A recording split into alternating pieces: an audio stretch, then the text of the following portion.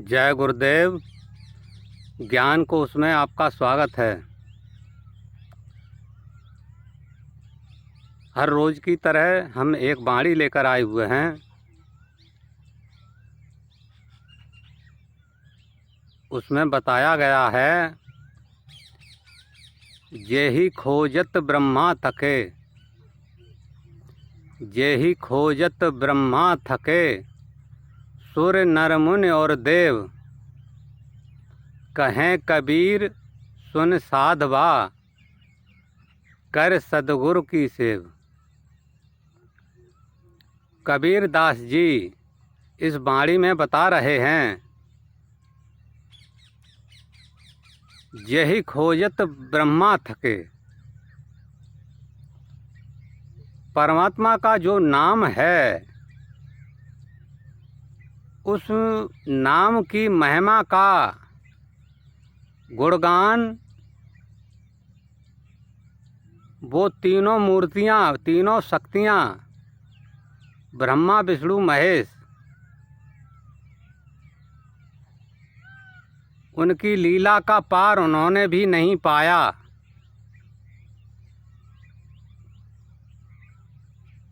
परमात्मा की लीला को उन्होंने भी नहीं समझ पाया। ऋषि मुनियों ने, देवी देवताओं ने उस लीला को पार नहीं पाया। ऐसा इस बाणी में बताया गया है, जेहि खोजत ब्रह्मा थके, सुर नर मुनि और देव। ऋषि मुनि, देवी देवता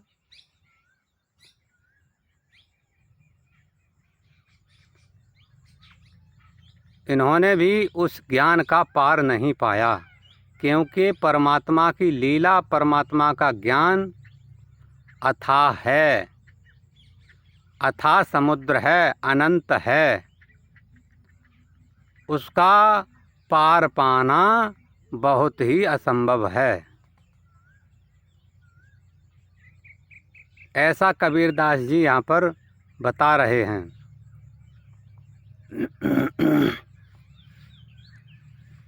जय खोजत ब्रह्मा थके, सुर नर मुनि और देव। उस प्रभु परमात्मा का नाम जिसको हम अपनी वाणियों से नहीं ले सकते, इंद्रियों का प्रयोग जिसमें नहीं किया जाता है, वो इंद्रियों से भी परे है। कुछ लोग इस संसार में अंधभक्ति कर रहे हैं, जो इंद्रियों और वाणियों के अंतर्गत आता है। उस भक्ति से हमारा कल्याण होने वाला नहीं है। आत्म कल्याण उस भक्ति से नहीं होगा। भक्ति से जो आत्म कल्याण होता है, उस नाम के बारे में, उस भक्ति के बारे में कबीर दास जी ने कुछ अलग तरीके से समझाया हुआ है।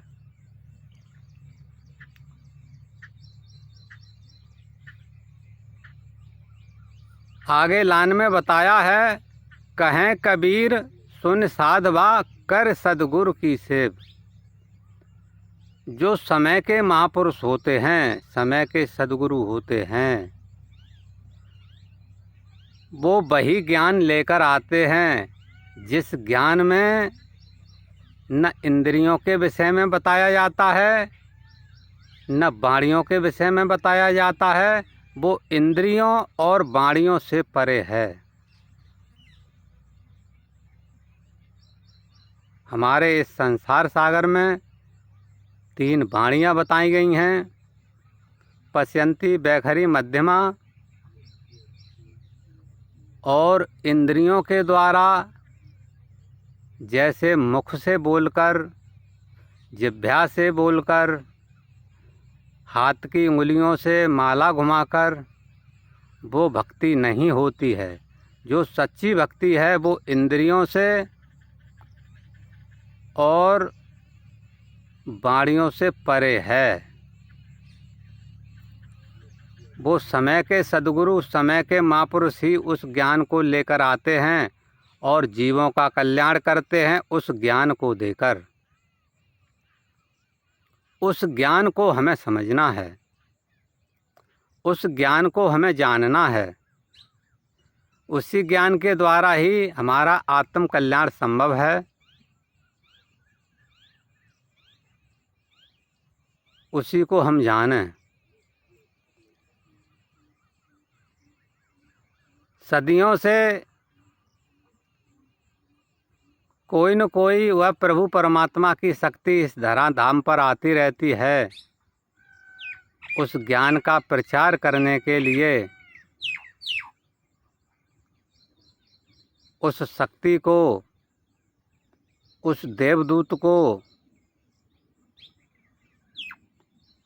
हम समझ नहीं पाते हैं।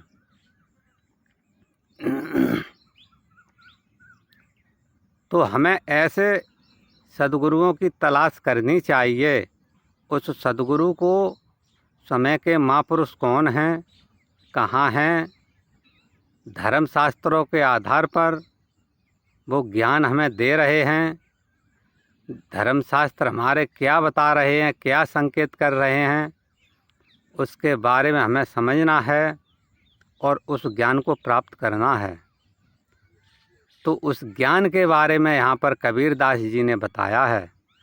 उस ज्ञान की लीला अपरंपार है, जिसकी किसी भी देवी देवता, सुर नर मुनि, ऋषि मुनि, तपस्वी योगी, उन्होंने उसका पार नहीं पाया। वह ज्ञान अथाह है, अनंत है। तो उस ज्ञान को हमें जानना चाहिए। जब हम उस ज्ञान को जान जाते हैं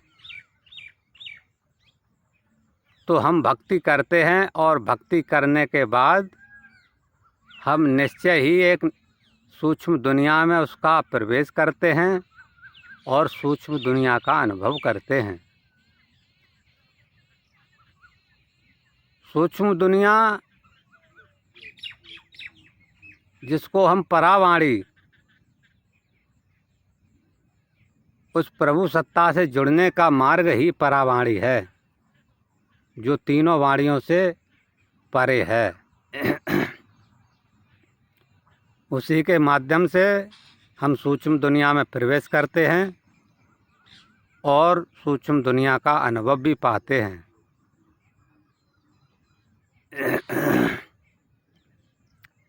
हमारे संतों ने समय समय पर आकर जीवों को जगाने का काम किया है।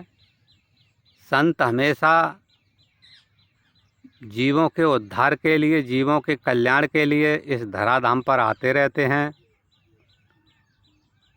उनका कोई भी दूसरा आश्रय नहीं होता। वो जीवों के भले के लिए इस संसार में आते हैं। जीवों का नज़रिया उन संतों के प्रति कुछ अलग हो सकता है। अलग अलग नज़रिया से लोग उन संतों को देखते हैं, लेकिन उन संतों का नज़रिया जीवों के प्रति यही होता है कि उस सच्ची भक्ति को समझो, उस सच्चे ज्ञान को जानो। वो सच्चा नाम क्या है, उस प्रभु सत्ता से जुड़ जाओ। उनके पास यही भावना होती है जिससे जीव उस कल्याणकारी मार्ग पर चलकर अपने जीवन को कल्याणकारी बना सकें और मोक्ष गति को प्रदान हो सकें। इसी के साथ ही हम आज की वाणी में विराम देते हैं। अगली वाणी में हम फिर उपस्थित होंगे। तब तक के लिए जय गुरुदेव।